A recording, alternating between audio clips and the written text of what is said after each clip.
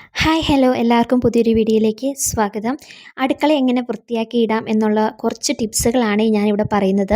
അത്യാവശ്യം എല്ലാവർക്കും തന്നെ അറിയാവുന്ന കാര്യങ്ങളാണ്. നമ്മുടെ അടുക്കളയിൽ ഏറ്റവും കൂടുതലായിട്ട് ഉപയോഗിക്കുന്ന ഒരു സ്ഥലമാണ് സിങ്ക് അല്ലേ. മാക്സിമം ഒന്നോ രണ്ടോ പാത്രമൊക്കെ വരുമ്പോൾ അതൊക്കെ കിടക്കട്ടെ എല്ലാം കൂടെ ഒരുമിച്ച് കഴുകാമെന്ന് പറഞ്ഞ് നമ്മൾ മാറ്റിയിടാറില്ലേ. നിങ്ങൾ അത് മാക്സിമം ഒഴിവാക്കുക.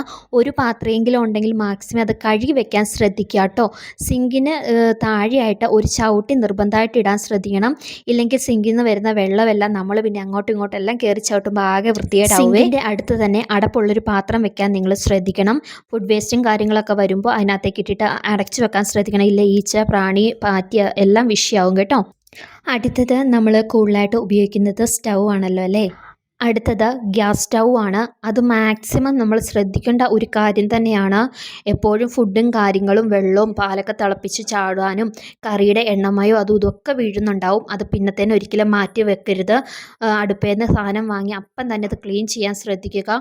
ഇല്ലെങ്കിൽ കറയും തുരുമ്പും ഒക്കെ പിടിക്കാൻ സാധ്യതയുണ്ട്. അടുത്തത് ഫ്രിഡ്ജാണ്. ഫ്രിഡ്ജിൻ്റെ മേളിൽ മാക്സിമം നിങ്ങൾ ഒന്നും കൊണ്ട് വയ്ക്കാതെ ശ്രദ്ധിക്കുക.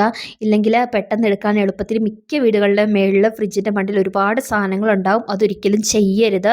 അതിൻ്റെ മണ്ടയിൽ ഒരു ഫ്രിഡ്ജിന് കവറോ ഒരു തുണി എന്തെങ്കിലും ഇട്ട് പൊടി പിടിക്കാതെ മാക്സിമം ശ്രദ്ധിക്കുക.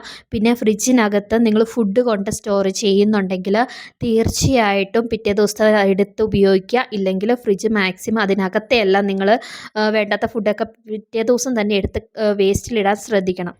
കിച്ചൻ്റെ തറ എപ്പോഴും വെള്ളം വീഴാൻ സാധ്യത ഉള്ള ഒരു സ്ഥലം തന്നെയല്ലേ. പ്രത്യേകിച്ച് മക്കളൊക്കെ ഉണ്ടെങ്കിൽ നിങ്ങൾ വെള്ളം വീഴുന്നത് കണ്ടാൽ അപ്പം തന്നെ തുടച്ചു മാറ്റുകയും ഇല്ലെങ്കിൽ ഒരു ദിവസം പറ്റുമെങ്കിൽ കിച്ചൺ തുടച്ചിടാൻ മാക്സിമം ശ്രദ്ധിക്കുക കേട്ടോ. ഗ്ലാസ്സുകളും പ്ലേറ്റുകളും ഒരു കുടുംബത്തെ എത്ര പേരുണ്ടോ അത്രമാത്രം എടുത്ത് പുറത്ത് വയ്ക്കാൻ ശ്രദ്ധിക്കുക.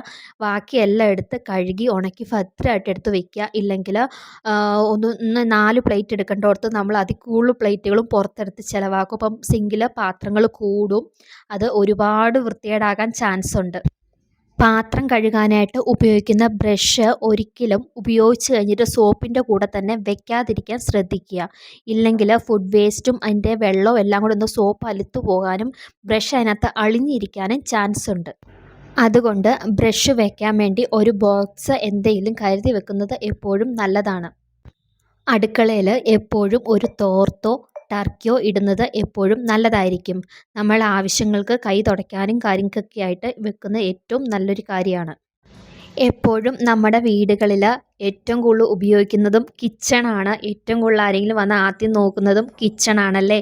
കിച്ചൺ വൃത്തിയല്ലെങ്കിൽ പുറത്തുനിന്ന് വരുന്നവർക്ക് ഒരു ഗ്ലാസ് വെള്ളം കുടിക്കാൻ പോലും ഭയങ്കര ബുദ്ധിമുട്ടായിരിക്കില്ലേ. അതുകൊണ്ടാണ് ഞാൻ പറഞ്ഞത് നിങ്ങൾ മാക്സിമം കിച്ചൺ വൃത്തിയായിട്ട് തന്നെ സൂക്ഷിക്കുക. ഇതെന്താ ഇത്ര പറയാനുള്ള കാര്യം? ഇതെല്ലാവർക്കും അറിയാവുന്ന കാര്യങ്ങളല്ലേ. ഇത് ഇത്ര വലിയ ആനക്കാരിയാണോ എന്നൊക്കെ നിങ്ങൾ ചിന്തിക്കുന്നുണ്ടാവും. നിങ്ങളോട് കൂടിയാണ് ഞാൻ പറഞ്ഞത്. ഇത് അറിയാത്തതും ഇങ്ങനത്തെ കാര്യങ്ങൾ ഫോളോ ചെയ്യാത്തതുമായ ഒരുപാട് പേരുണ്ട്. അവർക്ക് വേണ്ടിയിട്ടാണ് കേട്ടോ ഞാൻ പറഞ്ഞത്. നമ്മുടെ വീട് എപ്പോഴും വൃത്തിയായിട്ട് സൂക്ഷിക്കേണ്ടത് നമ്മുടെ തന്നെ കടമയാണ് അല്ലേ. ഒരു കാര്യം കൂടി ഞാൻ പറയാം. അതും ഓയിൽ സ്കിന്നുള്ള വീട്ടമ്മമാർക്ക് വേണ്ടിയിട്ടാണ്. നിങ്ങൾ സ്ക്രബും കാര്യങ്ങളൊന്നും പുറത്തുനിന്ന് ഉപയോഗിക്കുന്നില്ലെങ്കിൽ നമ്മുടെ വീട്ടിൽ തന്നെ ഉള്ള അരിപ്പൊടി ഉണ്ടല്ലോ. അതെല്ലാ വീടുകളിലും തന്നെ ഉള്ളൊരു കാര്യമല്ലേ. അരിപ്പൊടി സ്ക്രബിന് വരെ നമുക്ക് യൂസ് ചെയ്യാവുന്നതാണ് കേട്ടോ. അത് അറിയാത്തവർക്കാണ്, അറിയാവുന്നവരോടല്ല പറഞ്ഞത്. ഞാനിപ്പം വെള്ളത്തിലാണ് ഞാൻ ഉപയോഗിച്ചിരിക്കുന്നത്. പാല് മാക്സിമം ഉപയോഗിക്കേണ്ട. കാരണം ഓയിൽ സ്കിന്നുകാർ പാൽ ഉപയോഗിക്കുമ്പോൾ ചിലപ്പോൾ ഒന്നുകൂടി എണ്ണമയം കൂടാനുള്ള ചാൻസ് ഉണ്ട്. അപ്പം പിമ്പിൾസൊക്കെ മാറണമെങ്കിൽ നിങ്ങൾക്ക് സ്ക്രബിന് പകരം ഇച്ചിരി അരിപ്പൊടി നന്നായിട്ട് പൊടിച്ച ഇച്ചിരി അരിപ്പൊടി വെള്ളത്തിൽ കലക്കി ഒന്ന് ചെറിയ തോതിൽ മസാജ് ചെയ്തെടുത്ത് ഫേസ് വാഷ് ചെയ്താൽ സ്ക്രബ് ചെയ്ത ഒരു ഫീലിങ്സ് തന്നെ ഉണ്ടാകും. നല്ല മുഖം നല്ല ഫ്രഷ് ആയിട്ടിരിക്കും കേട്ടോ. ഈ വീഡിയോ നിങ്ങൾക്ക് യൂസ്ഫുൾ ആണെങ്കിൽ തീർച്ചയായിട്ടും വീഡിയോ ഒന്ന് സബ്സ്ക്രൈബ് ചെയ്ത് സപ്പോർട്ട് ചെയ്ത് ലൈക്ക് അടിക്കാൻ മറക്കല്ലേ.